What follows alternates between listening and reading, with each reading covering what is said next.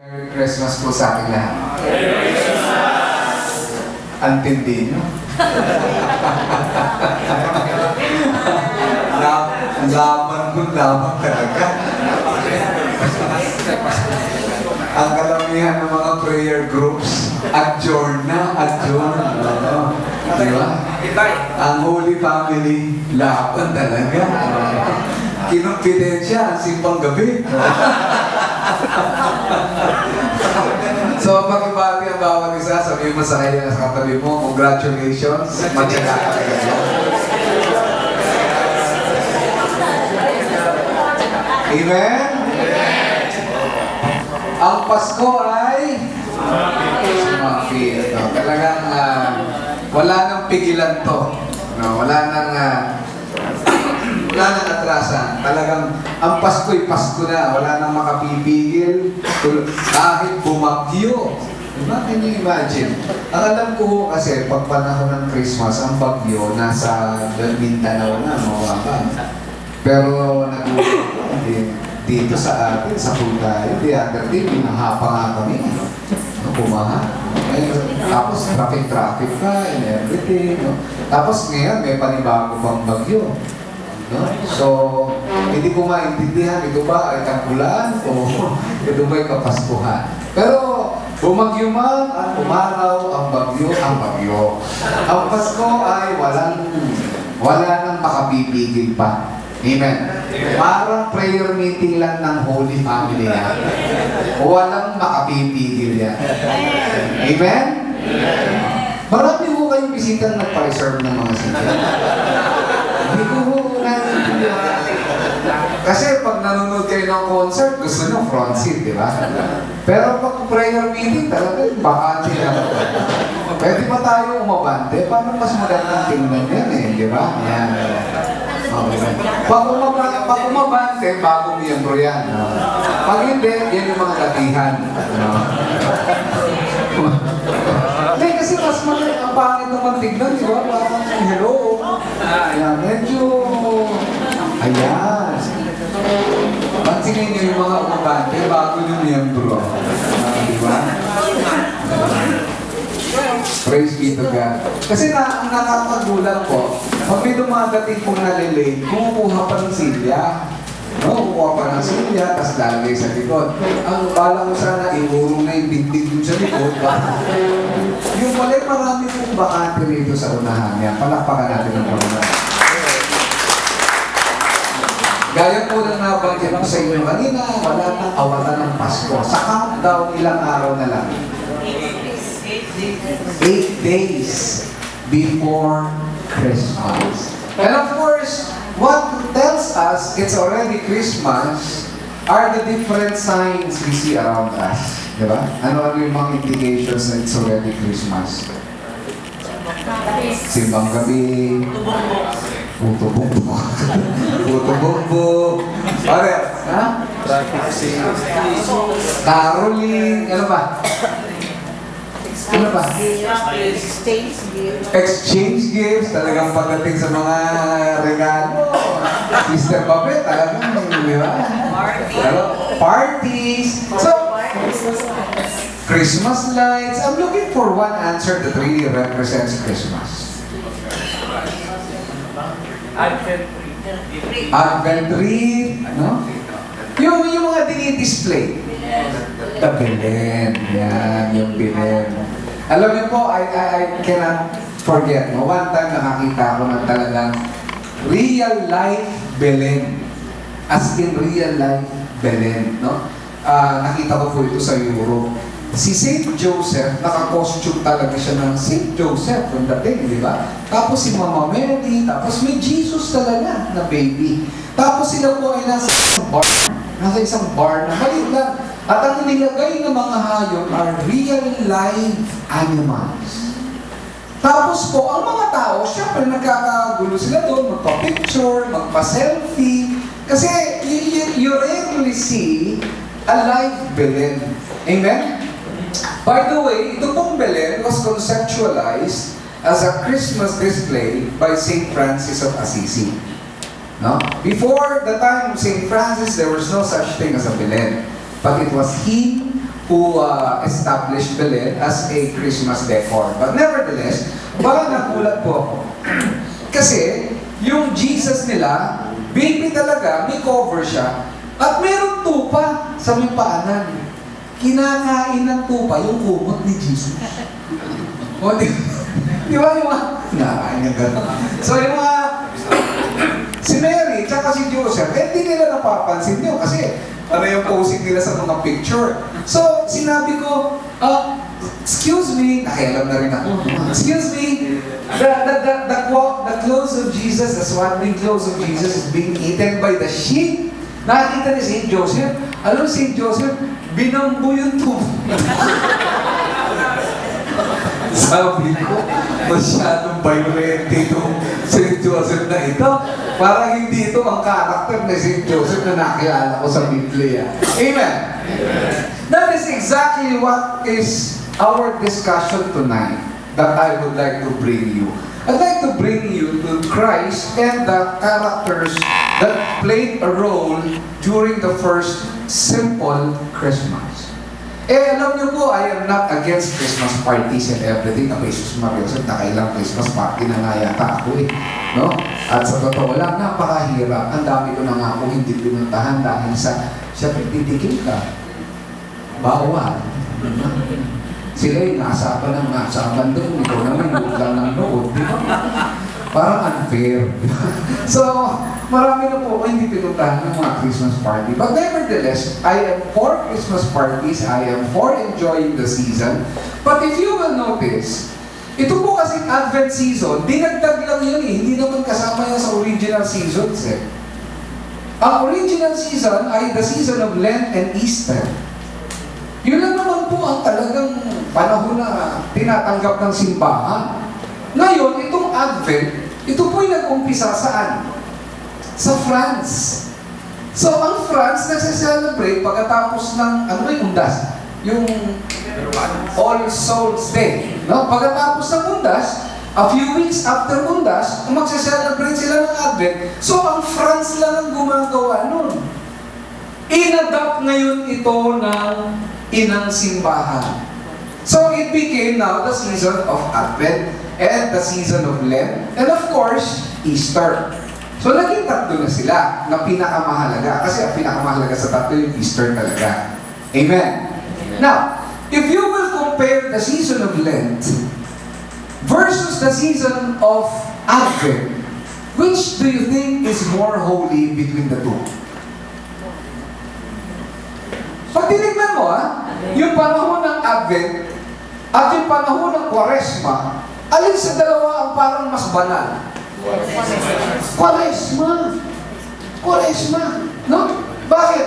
Because Advent has turned out to be a very commercial kind of celebration, which is not supposed to be the case. The fact that it was adopted by the church, it is because this season must foster holiness of character in all of Christendom. Sa lahat ng Kristiyano. Therefore, if we will summarize, dapat yung Adbiento at yung Quaresma ay walang ipinagkaiba sa pagpapabanal sa mga Kristiyano. Amen? At saan natin makikita ang kabanalan yan? Tingnan mo yung katabi mo. Tingnan mo, napansin mo ba ang kabanalan sa kanya? Amen? Sige. Sabi nila. Makikita po natin yan sa mga unang gumanap ng mga characters ng kaunang Kapaskuhan. As I said, you see them in the Belen. Sabi po, Luke chapter 2. While they were there, meaning the Holy Family, the time came for her, Mary, to have her child, Jesus, and she gave birth to her firstborn son. Okay? She wrapped him in swaddling clothes and laid him in a manger because there was no room for them in the inn. Manger. Pakiulit? Manger. Sa Tagalog po ay sabsaban. Ano nga ulit ang sabsaban?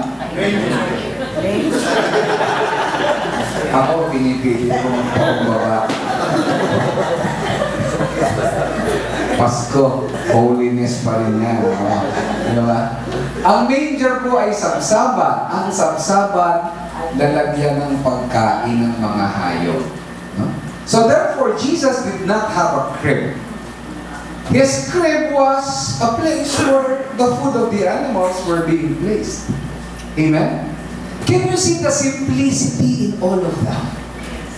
That Jesus, the King of Kings and the Lord of Lords, was born poor. Siguro ang ilan sa atin pinanganak sa mga ospital. Di ba? Siguro ang ilan sa atin pinanganak sa mga maternity clinic. Ang ilan sa atin ipinanganak ng kumadrona. Correct? Pero sa bahay, meron ba sa inyong ipinanganak sa loob ng stable o sa kulungan ng mga hayop? I don't think anybody here is. Meron ako nabalitaan ngayon, pinanganak sa traffic. Di ba nakikita niyo sa news? Di ba? Amen? Sa traffic na nanganganak ang tao. Hello? Therefore, what I'm trying to say is, the King of all kings was born to be poor. Was born to be simple. Okay? Ang problema, it's so hard to find simplicity in Christmas this time. So hard. Pag Pasko, ito ang usapan. Basa. Sira na naman ang dahil ko. No? Ilang pounds na naman ang nag-gain ko. Hindi na nakita ko, kasabay ko sa traffic, isang truck.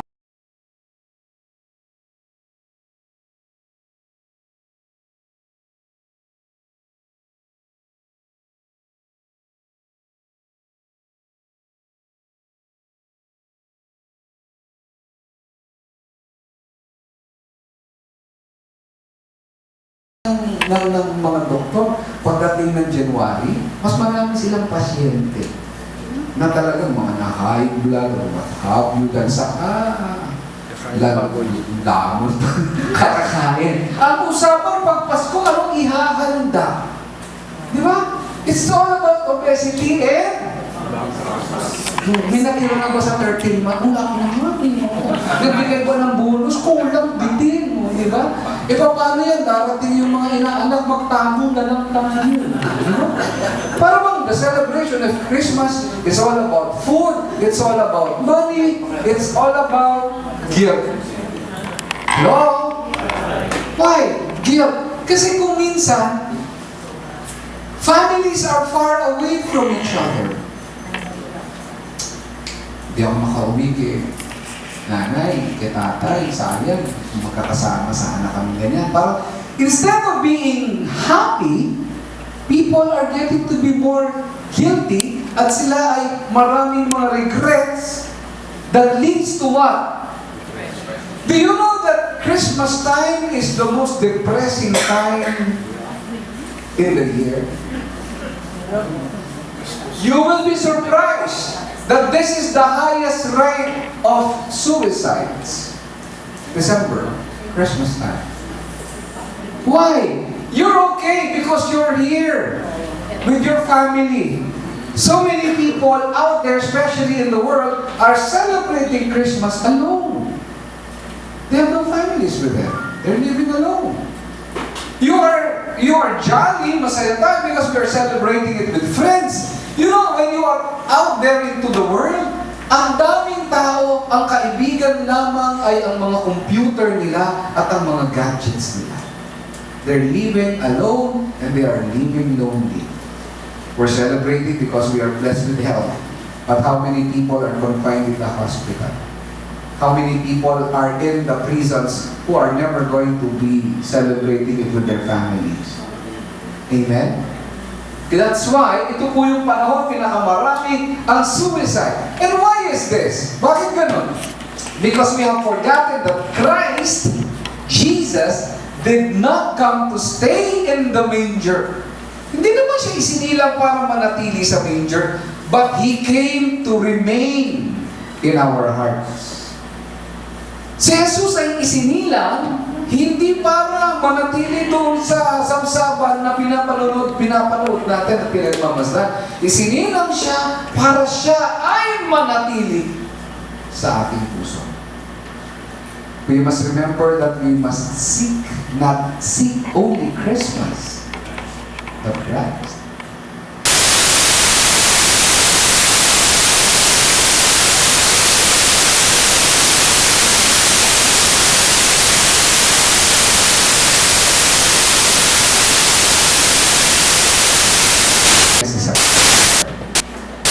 Problems come in. You see, the season of Advent is a holy season.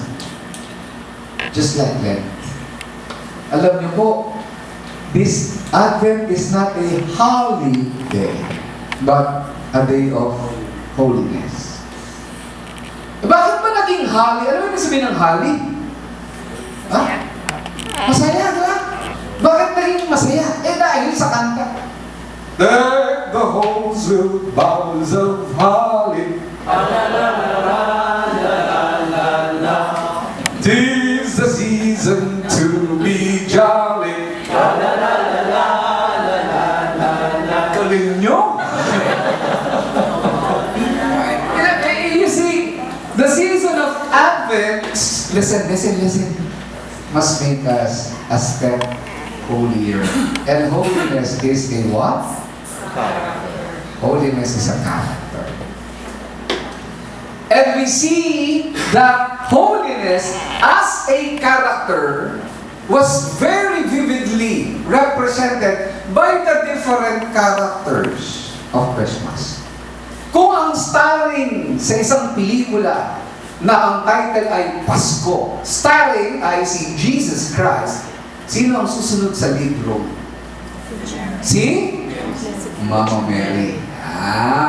Look at the character of Mary. Mary is the first character, no? After Jesus, of course. And her character is her willingness for the birth.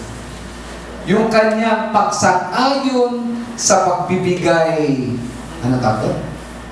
Buhay o sa panganganak. Tingnan natin.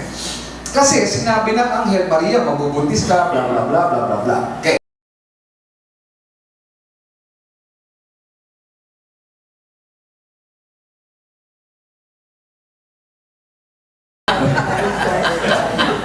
Ano yun? Kaya ka na naman, ha?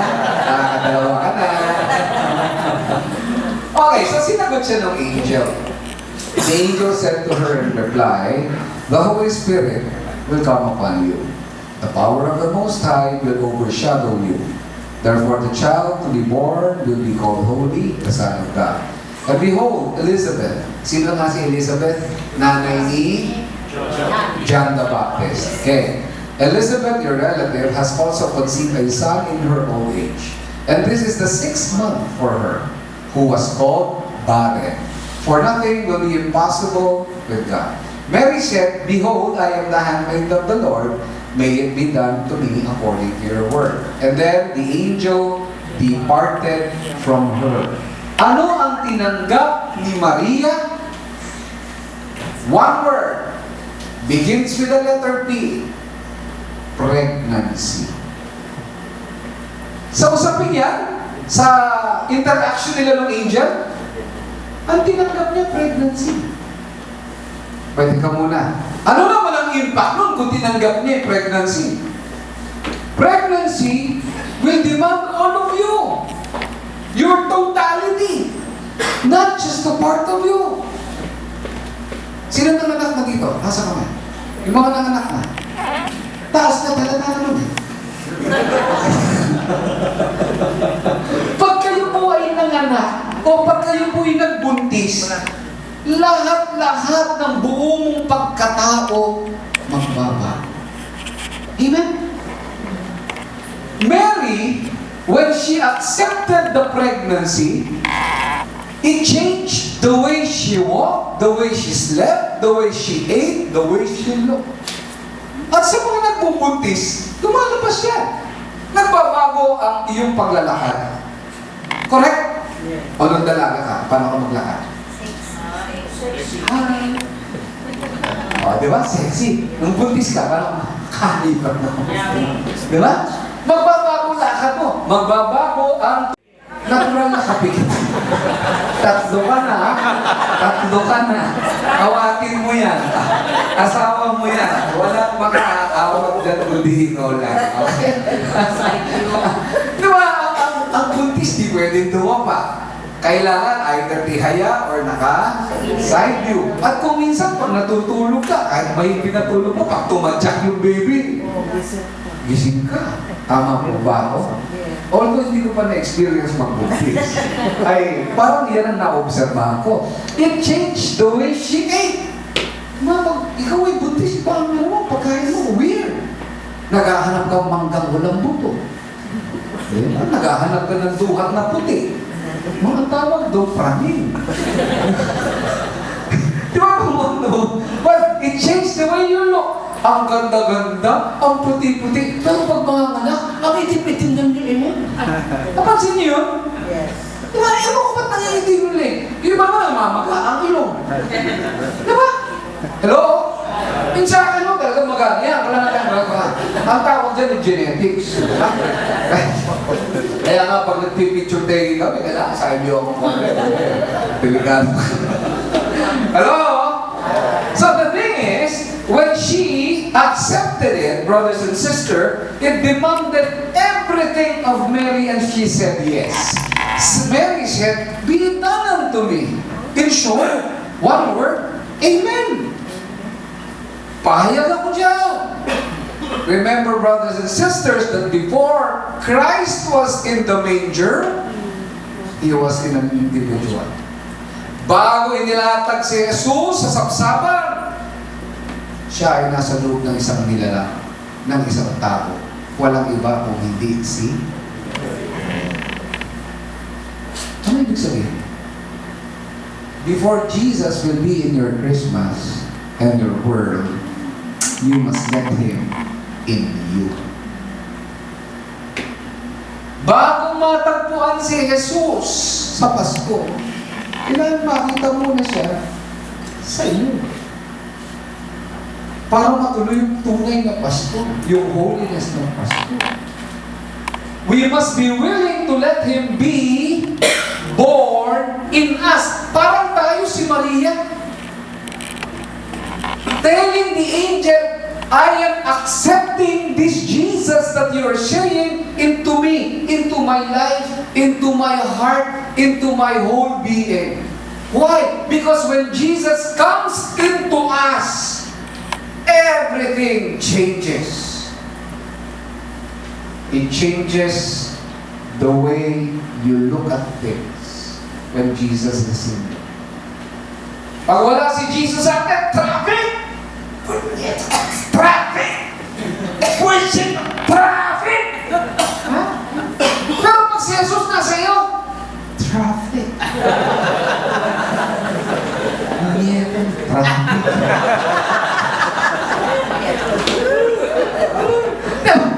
Pag si Jesus nasa atin, magbabago pananaw natin, magbabago pananalita natin, magbabago lifestyle natin. When Mary accepted Jesus, nagbago lahat sa Kanya. When we accept Jesus into our lives, you can only know that the person really accepted Jesus when you see things changing in that person. Kasi yun ang effect ni Jesus. Magbabago tayo. Amen po ba? Amen. Tingnan niyo yung katabi niyo. Isinilang na kaya si Jesus sa Kanya? Yes or no? Yes. Very good. Palakpakan natin ang Diyos. So, what we see here, brothers and sisters, is that in Mary, Jesus was born. And it happened because Mary said, Amen. So, ano ibig sabihin? Our way towards holiness during the Advent season is first and foremost accepting Him. Allowing Him to be born in us. Amen? Amen. Kung ang second lead role ay si Maria, sino ang pangatlo? Natural. And the character of Joseph that exudes is the character of, pakibasa? Humility. Tinignan ko po yan sa dictionary. Ano ba yung humility? Because we have ideas of what humility is, but to be precise, sabi sa dictionary, it is a freedom from pride and arrogance, a humbleness of mind, a modest estimate of one's own worth. Freedom from pride. Walang yabang. You know, mahirap ang hindi ka magyabang when you're smart. Mahirap maging humble when you're powerful and influential. Mahirap magpaka-humble when you have this. When you are in control, when you are in a position of supervision. Mahirap maging humble. It is a struggle. But humility is an absence of that. Ano ba sabi? A modest estimate of one's own worth. Ano pong ibig sabihin yan? Hindi na tinitignan ng sarili niya na angat sa iba. Kayo dyan lang, ako dito ako. That's humility. Yeah? Minsan, you have the feeling na parang tayo yung God's gift to humanity. Excuse. Minsan, ang mga Christmas lights na, pabongga. Hindi, sa neighborhood ka lang, pinakamaganda. Pinakamaraming ilaw ang ating Christmas tree. Meron panahon yung Christmas tree namin, pinuno ko ng ilaw, pinuno ko ng mga sabit-sabit, kanta, bulagta, bumigay sa bigat. Pag ganun yan eh. Pag kung minsan, sobrang taas. Sabi, kasabihan natin sa Tagalog, di ba? Ano ba yun? Yung mas mataas ang lipad, mas malakas ang lapak. Something to that effect po, if I remember it right. So it always pays to think and to see ourselves of who we really are.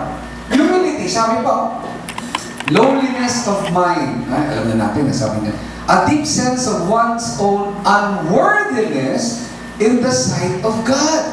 Among self-abasement and submission to the divine will. Ano ibig sabihin? Itong gusto kong i-underline dito eh.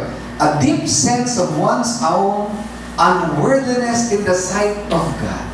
The humble person knows without God is nothing. You cannot even sit down pag hindi pinayagan ng Diyos. You cannot even stand up pag hindi pumayag ang Diyos. Because everything else comes from... Sisa, tumayo ka.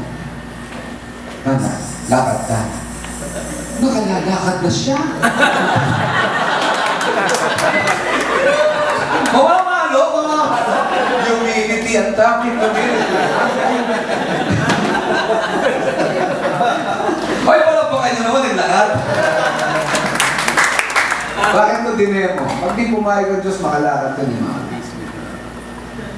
Pag di pumayag ang Diyos, makatayo ako rito ni mga. Humility is knowing that I cannot do anything without God's permission. Because without Him, we are not. See? Amen? What else? Sabi mo, it is voluntarily supporting others who are in need of help. Voluntarily supporting. Bakit? Kasi yung humility comes from the word humus, which is another word for soil, which is in parlance sa Tagalog ay lupa. Nasaan ang lupa? Nasa baba. Siya yung pinakailalim. Therefore, ang ginagawa ng lupa ay yung napupunta siya sa ilalim para yung iba ay tumaas. Itinataas siya yung nasa baba. Humility. Sometimes our idea of humility is parang gano'n lang. Si Ate Gayo. Okay. It is humility when you go out of your way. Reach out to those people whom you know are in dire need of your help. Bakit? Kasi aangat mo sila eh. You will go down to a level lower than their level in order for them to be raised up. That's it. Kaya nga pansinin nyo, pag Pasko, nakakatuwa. Ito yung mga panahon na gift-giving sa mga, what do you call this? Sa mga less fortunate. But you know what? Ako po, personally, I do not do my gift-giving on this season. Ay, nag-gift-giving din. Meron din. Pero, not as much as yung panahon ng Easter. Why? Kasi ito yung panahon, alam niyo ba, maski na missionaries of charity, walang paglagyan ng mga binibigay mo sa sobrang dami. Ito yung peak season ng bigaya. Kaya nga na-expire eh.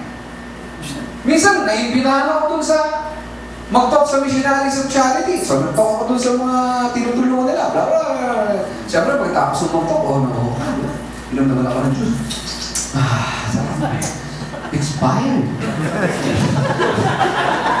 Sabihin ko sana sa mga marami, iibitahan nyo na ako, lasunin nyo pa. Kasi sa sobrang dami nilang donasyon. I-spread nyo all throughout the year. Why? Because every day is Christmas when we are helping out our people be raised from where they are. Amen? Alam mo po, sa akin pinakita ni Joseph yan. I'll just give you and cite to you the verses. Okay. Joseph, her husband, since he was a righteous man, yet unwilling to expose her to shame, decided to divorce her quietly. He wanted to divorce her quietly. Mamaya ko na-explain. Pangalawa, Matthew 1:25. He had no relations with her, meaning si Maria, until she bore a son and he named him Jesus. Hindi niya sinipingan si Maria hanggat naisilang si Jesus. Yun ang sinasabi ng statement niya. Paano ipinakita ni Jose ang humility? Number one, he forsook ego by not stoning her. Diba? Sinabi kanina? I-divorce niya quietly. Bakit? Kasi po sila ay betrothed. Ang betrothal, ang tawag doon sa English, betrothal. Pero sa kanilang tradisyon, ang tawag doon kiddushin. Ang kiddushin, mag-asawa na kayo. Pero hindi pa kayo nagsisiping dahil di pa kayo sasama sa isang bubong. Are you following me? May kulang pang isang ritual. Kasi sa kanila may exception eh. Pag panahon ng kiddushin, namatay ang lalaki, the babae will be considered to be a widow. Okay? Pag nagbuntis ang babae at hindi naman niya galing doon sa kiddushin na lalaki, magpakulin ng bato niya. She will be stoned to death. Eh kung ikaw yung lalaki, girlfriend mo yan, pakakasalan mo, engage kayo, biglang sinabi sa'yo, alam mo, Joseph, dumalo yung anghel kagabi eh. O, ano nangyari? Buntis na ako. Pakakasalan mo yan. Hindi. Hindi ito si Joseph. Si Joseph, walang balak siyang pakasalan. Totoo pareho. Ang tawag doon, nakiputang ka. Diba? Yan ang tawag natin sa lingwahe natin. Nalagyan ka ng uho sa ulo. Masakit sa ating, ano yun? Masakit sa ating ego. So, ang parusa doon, i-report mo. Pag ni-report mo, dadalhin sa plaza, pukulin niya ng bato hanggang mamatay. Ay, at least, awa ng Diyos, hindi na nga ruling ngayon yan. Diba? Noon, wag dalaga, buntis ka, wala kang asawa, pukulin ka, matay ka. Buti hindi nga in-apply ngayon yan. Buti maya-maya, pukulan ng pukulan. Magkakaubusan tayo ng bato. Baka tibagin pa natin yung mga tig-tig, may maipukulan tayo. Are you following me? Okay. So, itong si Jose, he quietly wanted to divorce. Kaya lang na nag-inip siya, kinausap siya ng Angel Gabriel, sabi, Hoy Jose, huwag ka makaisip-isip ng ganyan. Ang ipinagbubuntis niya ay ang Mesiyas. At pag lumabas yun, pangangalanan mong Jesus na, gising siya. Maria, tayo na ulit. So, he forsook his ego. Okay, pwede naman siya gumising at sabihin niya, mukhang binamomot lang ako. Pero hindi ako papayag masaktan yung ego ko. Yes or no? Pwede niyang gawin yun. Yes or no? Humility is forsaking our ego so that others will not be hurt. What else? He forsook his rights by not sleeping with her. Karapatan niyang sumiping. Asawa niya eh. Yes or no? Yes. Sinipin na. Kinalimutan niya yung karapatan niya. Tayo ganun eh. Diba? Ano? Hindi niyo ba kilala kung sino ko rito? Alam niyo ba karapatan ko ito? Ganun tayong dialogue. So, kinakailangan makita natin yung kapaskuhan ay naghahatid sa atin hindi lamang ng willingness ng pagtanggap sa Panginoon, kundi yung karakter din ng pagiging mapagpako. Order ako sa pancake ba yun? Halo-halo. Di ba? Waiter, halo-halo. Dumating yung halo-halo, yung yelo nanigas na buo, hindi kumahada. Pwede po nang upakan. Di ba? Kaya nga, sa isip ko, Joseph, humility. Waiter? Yes, sir. Pakihalo mo nga. Kasi gano'n, namula yung waiter, di ba? Sir, palitan ko na lang. Oh. Bakit pakakawain? Kumisa sa atin. Palibasan, alam natin, di ba? Makakapal ang aawain. Security guard, inaaway. Bibigay ako ng talk niya sa puweta ko, pagpasok ko sa gate ng EDSA, ayaw akong papasok. Sir, hindi ko kayo pwede dito. Doon ko sa kabila. Kasi may recollection. Oo nga ako, sir. May recollection niya. Pero doon ko sa kabila gate. Ako kasi yung inimbitahan. Wala akong magagawa. Ang utos sa akin, no ID, no entry. Ganun lang, di ba? Alam mo, awayin ko.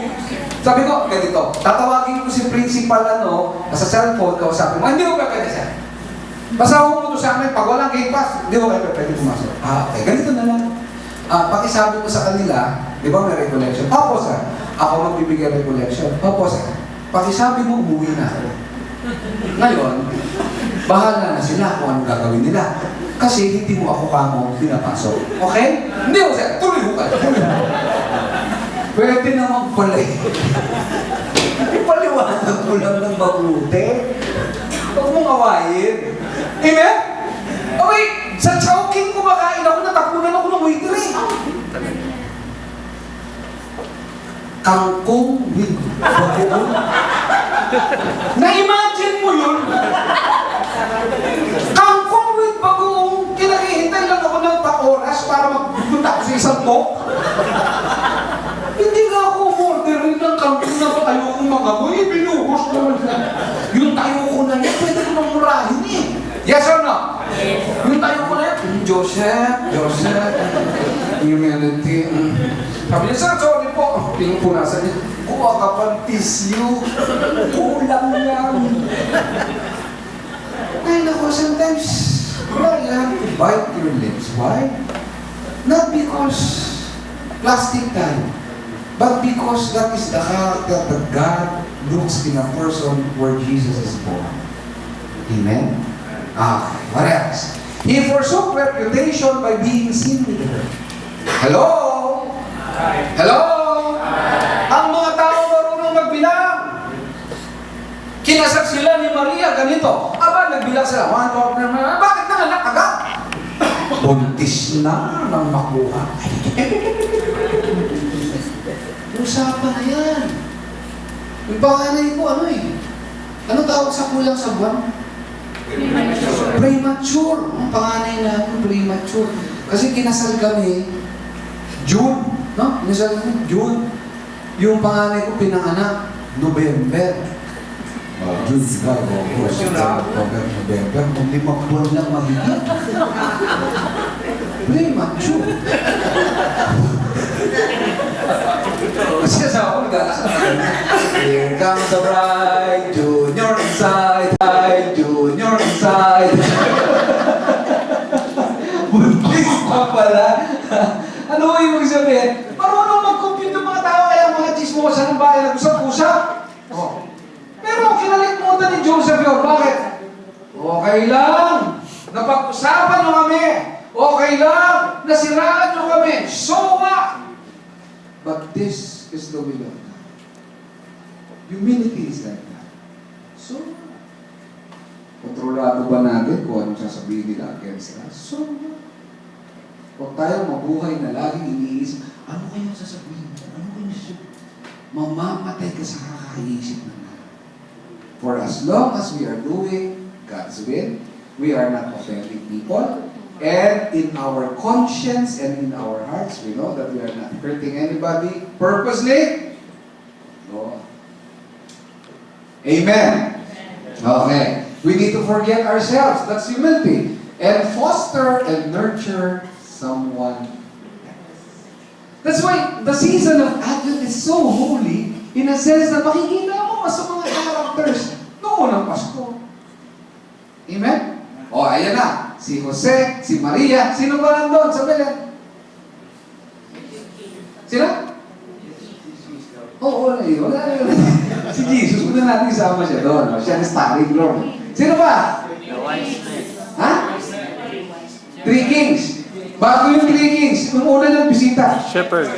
The shepherds. The shepherds. Hello? Ano yung shepherds sa Tagalog? Yung mga pastol, nagpakita sa kanila yung anghel. Gloria in excelsis Deo. Ha? Nagulat sila. Bakit? Isinilang na ang tagapagligtas. Saan? Nandun doon. Makikita mo siya sa saksakan. Nagpunta sila doon. Hello? All who heard it were amazed by what had been told to them by the shepherds. And Mary kept all these things, reflecting on them in her heart. Then the shepherds returned, glorifying and praising God for all that they had heard and seen, just as it had been told them. Anong significance niya? Tingnan natin. The shepherds, basa. Pumunta sila doon, binisita nila doon, ay hallelujah! O, alis nila, ipinamalita nila. They were the first evangelizers. They brought with them the Word of God. What else? They made known the message. The message of what? That the kingdom of God is at hand. The message of salvation. What else? They brought what? They brought praise. Sila po yung mga naunang mga evangelizers. Ano ibig sabihin nun? Aba, take the Word of God to Christmas this year. Labo.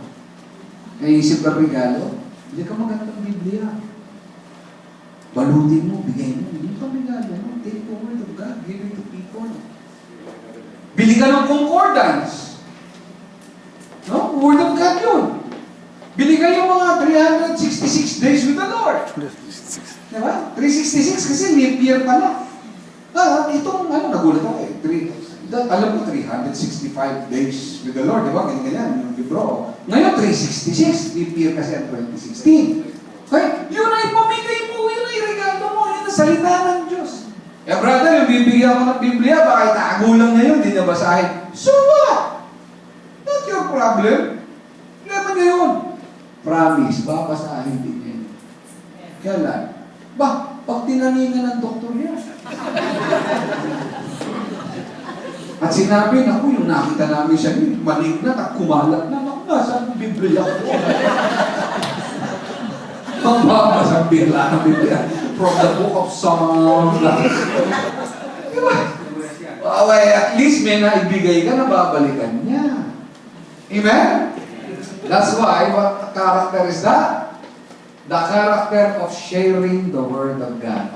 Pusin na natin. Ano yung pangmali? Sabi, 3 kings, the wise men. Ano ginawa nila? They brought gifts. Pansinin nyo ha, in the book of Matthew, binisita nila si Jesus sa bahay, hindi sa sabsaban. Because they saw the star of David. Okay? So, ang star lalabas, gabi o araw? Gabi! Gabi lang sila bibiyahe. Araw, tulog. Wala araw. Gabi! Gabi lang sila bibiyahe. Araw, tulog. Walang star. Tulog. Sa gabi gising. Araw, tulog. Ang biyahe nila gabi. Sa gabi gising, sa araw, sila ang unang call center. Aba, gising sa gabi. Diba? Tulog sa araw. Okay. Eh si Jesus naman ho ay isinilang emergency case yun. Alam naman, hintayin pa nila yung 3 kings bago makarating. Kaya in the book of Matthew chapter 1, ang bisita nila kay Jesus sa bahay na. Okay? Hello? Kaya hindi tama sa Belen, nandun yung 3 hari. It's not right. Theologically speaking. Punta kayo sa bahay. Pagpasok nyo sa garahe, nandun yung 3 hari. Pagpasok nyo sa sala, nandun yung Belen. Tanong mo iba, bakit nandun nyo sa garahe? Ano na ito? Bumibiyahe pa.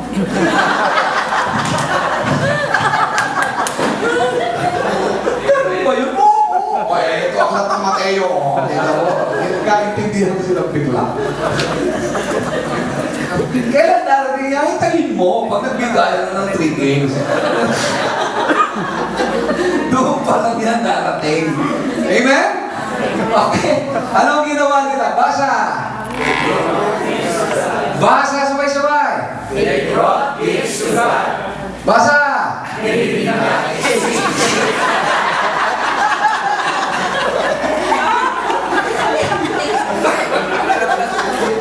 Diba?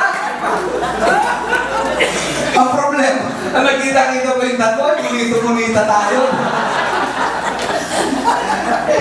Ang Pasko natin ngayon, kakaiba eh. Tayo nagbibigay ng regalo. Ang celebrant, yan ang celebrant eh.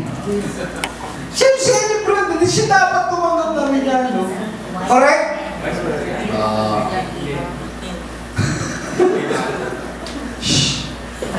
Isang araw, hindi natin listahan, sino ba mabibigyan?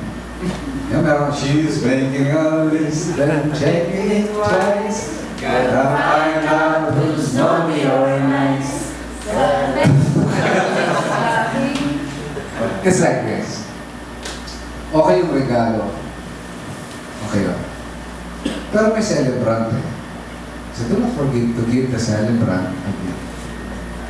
Ang dami pwede i-regalo sa kanya. Number 1. Naumpisahan mo na ba yung simbang gabi? Tapusin mo, buhay mo, magandang regalo sa kanya. Nakapag-kumpisan ka na ba? Magandang regalo sa kanya. The season of Advent is a season of holiness. So let us not allow ourselves not to go through confession before the season ends. Meron ba tayong talagang gusto nating sapukin? Ang pulis kasi, pero you know, hinihingi ng Panginoon na patawagin. That is a very good and very nice gift to the celebrant. There are so many ways. Meron ka bang dating kaibigan, lagi mong kausap, hindi mo na siya tinatawagan. Tawagan mo. And build that bridge again. Attempt. Na bakit nagre-react? Yeah, I mean, you that is a good gift. To whom? Not to yourself. But a gift to the Son. That is the holiness in Christmas. Amen? Let me summarize as we end. Give to those who would not be able to return your favor. Ano yung regalo ng 3 kings? Frankincense, myrrh, and gold. Gold because Jesus is king. Frankincense because Jesus is God. Myrrh. Ano ibig sabihin nun? Yung myrrh, dagtak. Ihiwain mo yung puno ng myrrh, kakatas yung dagtak na yun, pinapahid sa mga kapit. Pang-embalsa mo. It prevents corruption. Okay? So, ibig sabihin, yun ay isang pakita na pino-foresee na itong hari at itong Diyos na ito dadaan sa kamatayan. Are you following me? Okay, let us summarize. Mary, the holiness of Mary is a complete submission to God. Ano will the Lord? Let's say, be it done unto me. Joseph, a forgetting of oneself for the good of others. Ngayong Pasko, hindi ako ang importante. Ang importante, yung iba. Yung iba. Saan ba ako pwedeng makatulong? Saan ba ako pwedeng makaalam ng kalagayan ng iba? Pangatlo, the shepherds, a life of sharing the good news. Am I sharing the good news of Jesus? Or am I just keeping it to myself? And finally, of course, the wise men. A kind of giving that does not expect anything in return. Amen? With that, the season, no matter how commercialized it would be, is still a season of holiness. Glory be to the Father, and to the Son, and to the Holy Spirit. A blessed Merry Christmas to all of us. Magandang gabi po. God bless you.